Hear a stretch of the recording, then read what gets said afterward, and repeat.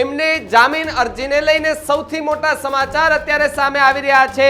જામીન અરજીની સુનાવણી પહેલા મોટો ધડાકો થયો હોવાની વાત જે છે તે સામે આવી રહી છે। 11 સપ્ટેમ્બરના રોજ એ સુનાવણી જે છે તે હવે હાથ ધરવામાં આવશે તેવી વિગત મળી રહી છે। વિક્રમ ચૌધરી એ ચૈતર વસાવા જે છે તેમનો કેસ લડવાના છે। હાઈકોર્ટની આ સુનાવણીમાં પોલીસ એ ખેલ કરશે કે કેમ એના પર પણ સવાલો જામીન અરજીની સુનાવણી દરમિયાન ખેલ થશે તેવી વાત જે છે તે સામે આવી રહી છે। 11 સપ્ટેમ્બરના રોજ ચૈતર વસાવાની જામીન અરજીને લઈને સુનાવણી હાથ ધરવામાં આવનાર છે। સૂત્રો તરફથી એક માહિતી મળી રહી છે કે ચૈતર વસાવાને કદાચ 11 સપ્ટેમ્બરના રોજ પણ જામીન ન મળે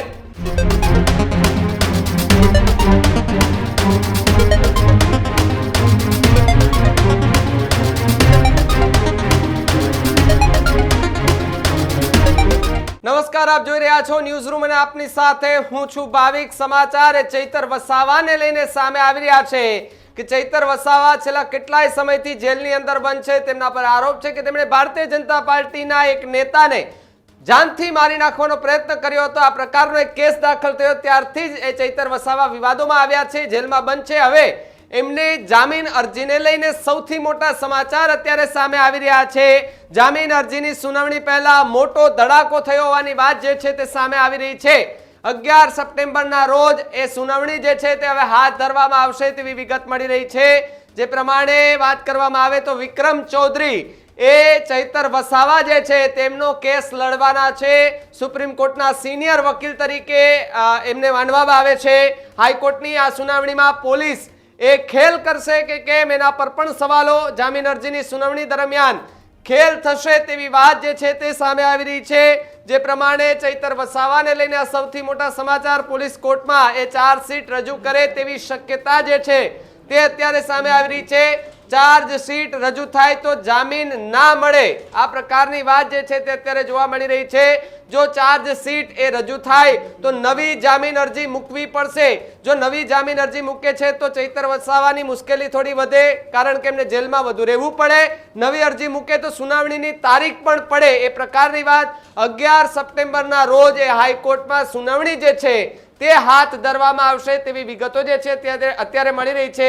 છેલ્લા કેટલાય સમયથી જામીન અરજીને લઈને એ જામીન અરજી થાય છે, અલગ અલગ એંગલથી જોવામાં આવે તો કહી શકાય કે જામીન અરજી નામંજૂર થઈ છે।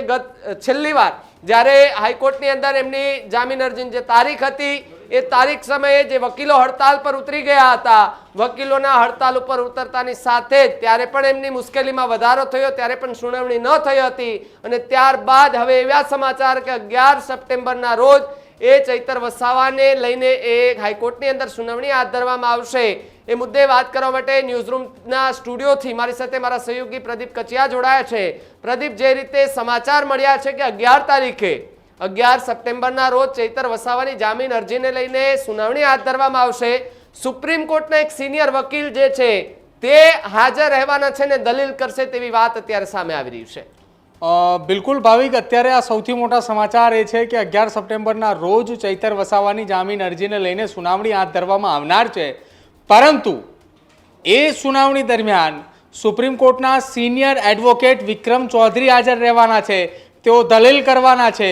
ભૂતકાળની અંદર એક વખત એટલે કે તેમને 28 ઓગસ્ટના રોજ તેઓ દિલ્હીથી આવ્યા હતા। ચૈતર વસાવાની જામીન અરજીને લઈને સુનાવણી દરમિયાન તેઓ દલીલો કરવા માટે આવ્યા હતા। ચૈતરને જામીન મળે એ માટેની તૈયારી સાથે તેઓ આવ્યા હતા, પરંતુ 28 તારીખે સુનાવણી ન થઈ અને હવે નવી તારીખ આવી 11 સપ્ટેમ્બર। 11 સપ્ટેમ્બરના રોજ જામીન અરજીને લઈને સુનાવણી હાથ ધરવામાં આવનાર છે, પરંતુ આ તમામની વચ્ચે સૂત્રો તરફથી એક માહિતી મળી રહી છે કે ચૈતર વસાવાને કદાચ 11 સપ્ટેમ્બરના રોજ પણ જામીન ન મળે। ગુજરાતની અંદર ચૈતર વસાવા જ્યારથી જેલની અંદર છે ત્યારથી આમ આદમી પાર્ટીના નેતાઓએ ચૈતર વસાવાના સમર્થનની અંદર સભાઓ કરી રહ્યા છે, બેઠકો કરી રહ્યા છે અને ગુજરાતમાં જ્યારથી આમ આદમી પાર્ટીએ સદસ્યતા અભિયાનની શરૂઆત કરી છે ત્યારથી સતત દરેક જગ્યા ઉપર દરેક ગામની બેઠકમાં ચૈતર વસાવાનો મુદ્દો ઉઠાવી રહી છે અને જો એ આમ આદમી પાર્ટીએ મુદ્દો ઉઠાવવાનું બંધ ન કરે તો પણ એ આગામી સમયની અંદર એક એવા સંકેત મળી રહ્યા છે કે જ્યાં સુધી તે મુદ્દો ઉઠાવશે ત્યાં સુધી કદાચ એ ચૈતર વસાવા જેલમાં બંધ રહેશે। આવો એ ભય આમ આદમી પાર્ટીના નેતાઓને છે। જો કે એક ચર્ચા એવી પણ ભાવિક સામે આવી હતી કે ચૈતર વસાવાના સમર્થનની અંદર વધુ એક સભા રાખવાની હતી, પરંતુ એ સભા પણ રદ કરી દેવામાં આવી છે. અને હવે મહત્વપૂર્ણ સમાચાર એ છે કે 11 સપ્ટેમ્બરે પણ આમ આદમી પાર્ટીના નેતાઓને એવો વિશ્વાસ લગભગ એવો છે કે ચૈતર વસાવાને જામીન નહીં મળે. 11 સપ્ટેમ્બરના રોજ જ્યારે સુનાવણી હાથ ધરવામાં આવશે, દરમિયાન સુપ્રીમ કોર્ટના સિનિયર વકીલ વિક્રમ ચૌધરી હાજર રહેવાના છે. એ જ દરમિયાન કદાચ પોલીસની એવી પણ તૈયારી છે કે ચાર્જશીટ દાખલ કરે. જો પોલીસ ચાર્જશીટ દાખલ કરે છે તો ફરી એક વખત પહેલેસરથી એટલે કે જામીન અરજી એ નવેસરથી મૂકવી પડે. જૂની જામીન અરજી એ ચાર્જશીટ દાખલ થયા બાદ ચાલે નહીં, એટલે હાઈકોર્ટની અંદર નવી જામીન અરજી દાખલ કરવી પડે. જો નવી જામીન અરજી હાઈકોર્ટની અંદર દાખલ કરવી પડે તો પહેલાં એ ચાર્જશીટ જે છે એની નકલ મેળવવી પડે. એ નકલ મેળવ્યા બાદ એની સ્ટડી કરી અને ત્યારબાદ એમાં જામીન અરજી મૂકવાના હોય છે. એટલે એમાં પણ સમય જોતો હોય છે, બંને પક્ષના વકીલને સમય જોતો હોય છે અને ખાસ જામીન મેળવવાના છે એટલે ચૈતર વસાવાના વકીલને સમયની જરૂર પડતી હોવાના કારણે આ કેસની અંદર હવે નવો ટર્નિંગ પોઈન્ટ એ આવ્યો છે કે 11 સપ્ટેમ્બરે કદાચ ચૈતર વસાવાને જામીન ન મળે તેવી શક્યતાઓ વ્યક્ત કરવામાં આવી રહી છે. અને હવે શક્યતાઓની વચ્ચે જો ચૈતર વસાવાને જામીન નથી મળતા તો આમ આદમી પાર્ટી માટે મુશ્કેલી વધી જાય છે. એટલા માટે વધી જાય છે કેમ કે એક તો 11 તારીખે સુનાવણી જ્યારે હાથ ધરવામાં આવશે ભાવિક, એ દરમિયાન ગુજરાતની અંદર વિધાનસભાનું ચોમાસું સત્ર પણ પૂર્ણ થઈ ચૂક્યું હશે. એ ચોમાસા સત્રની અંદર ચૈતર વસાવાની હાજરી પણ ન જોવા મળી એવી પૂરેપૂરી શક્યતાઓ એ વ્યક્ત કરવામાં આવી હતી. જો કે હવે એ શક્યતાઓની અંદર મોહર એટલા માટે લાગી છે કેમ કે 11 સપ્ટેમ્બરના રોજ સુનાવણી હાથ ધરવામાં આવનાર છે. 3 દિવસનું ચોમાસું સત્ર 8, 9 અને 10 તારીખે વિધાનસભાનું ચોમાસું સત્ર પૂરું થાય છે અને 11 તારીખે સુનાવણી હાથ ધરવામાં આવે છે. તો હવે પોલીસે કેટલા પાનાની ચાર્જશીટ રજૂ કરે છે, ચાર્જશીટની અંદર કયા કયા ગુનાઓ અથવા તો કયા ગુના સંદર્ભે કઈ કલમો છે અને કઈ રીતની આખી આ વાત રજૂ કરવામાં આવે છે. જે ડેડિયાપાડાની અંદર એટીવીટીની બેઠકમાં ઘટના બની હતી, એ ઘટનાની કઈ રીતે અંદર રજૂઆત કરવામાં આવે છે. આ ભાજપના નેતા સંજય વસાવા અને ભાજપના મહિલા નેતા ચંપાબેન વસાવાને અભદ્ર ભાષાની અંદર વાત કરવાની જે વાત હતી તેમાં કયા પ્રકારનો ઉલ્લેખ કરવામાં આવે છે. ભાવિક આ તમામ વાતોને ધ્યાને લઈને ચાર્જશીટ દાખલ કરવામાં આવે એવી શક્યતાઓ દેખાઈ રહી છે 11 તારીખે. અને જો 11 તારીખે ચાર્જશીટ દાખલ થાય છે તો જામીન અરજીને લઈને સુનાવણી એ દિવસે હાથ ન ધરાય એવી પણ શક્યતાઓ હાલ સામે આવી રહી છે. ભાવિક, પ્રદીપ, એક વાત એ પણ કે કેટલાય લાંબા સમયથી ચૈતર વસાવા જેલની અંદર છે. અલગ અલગ જામીન અરજીઓની ઉપર દલીલો થઈ, જામીન અરજીઓ નામંજૂર પણ થઈ છે. હવે જે સુપ્રીમ કોર્ટના જે સિનિયર એડવોકેટ છે તે આવ્યા છે અને તેનો કેસ લડવાની જે છે તે વિગત જે અત્યારે મળી રહી છે. 11 સપ્ટેમ્બર પહેલા આ વકીલ કંઈક નવું કરે તેવી એવા પણ એંધાણ દેખાઈ રહ્યા છે, કંઈ એવી માહિતી? ભાવિક, અત્યાર સુધીની આખી આ ઘટનાની જ્યારે વાત કરવામાં આવે તો પહેલા દિવસથી એટલે કે 5 જુલાઈથી લઈને આજ દિન સુધી સતત અનેક વખત ચૈતર વસાવાની જામીન અરજીને લઈને ગુજરાત હાઈકોર્ટની અંદર સુનાવણી હાથ ધરવામાં આવી છે. પહેલી વખત તારીખ પડી એ દરમિયાન એવી ચર્ચાઓ સામે આવી, સરકારી વકીલે સમય માંગ્યો હતો. આખી આ ઘટનાની અંદર અત્યાર સુધી 4 વખત આ કેસની સુનાવણી હાથ ધરવામાં આવી છે. 5મી વખત હવે 11 સપ્ટેમ્બરના રોજ સુનાવણી હાથ ધરવામાં આવશે. ત્યારબાદ આખી આ ઘટનાની અંદર નવા વળાંકો આવે છે.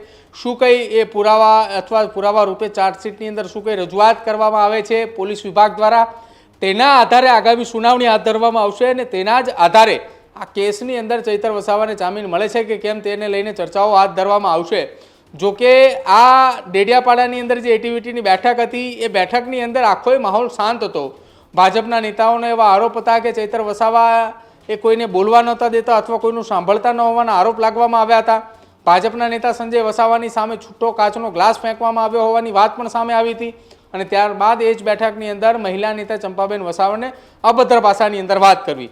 આ તમામ વાતોનો ઉલ્લેખ એ ભાવિક કરવામાં આવ્યો છે અને તમામને લઈને અત્યારે એક ચર્ચા એવી ત્યારથી ચાલી રહી છે કે જ્યારે ચૈતર વસાવાની જામીન અરજી ગુજરાત હાઈકોર્ટની અંદર દાખલ કરવામાં આવી ત્યારે પહેલા જ વખતથી પહેલી સુનાવણીથી આમ આદમી પાર્ટીના નેતાઓ અને ચૈતર વસાવાના પરિવારના સભ્યોને એવી આશા હતી કે જામીન અરજીને લઈને સુનાવણી હાથ ધરાશે તો જામીન મળી જશે, આવી વાત થવામાં સામે આવી હતી. પરંતુ આજ દિન સુધી જ્યારે હવે જામીન નથી મળ્યા ત્યારે મુશ્કેલીમાં વધારો છે.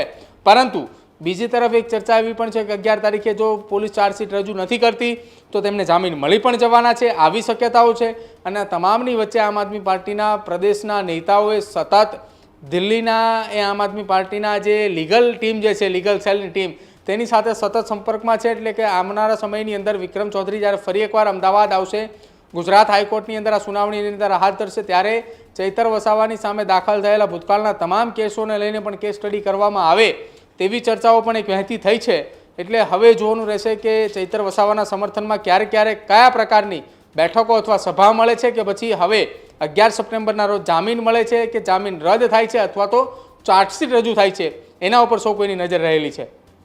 જી પ્રદીપ, ખૂબ ખૂબ આભાર જોડાવા બદલ, માહિતી બદલ. તો જે પ્રમાણે ચૈતર વસાવાને લઈને સૌથી મોટા સમાચાર કે જ્યાં આગામી 11 સપ્ટેમ્બરના રોજ તેની જામીન અરજીને લઈને સુનાવણી હાથ ધરવામાં આવવાની છે, તે દરમિયાન સુપ્રીમ કોર્ટના સિનિયર વકીલ જે છે તે પણ દલીલ કરવાના છે.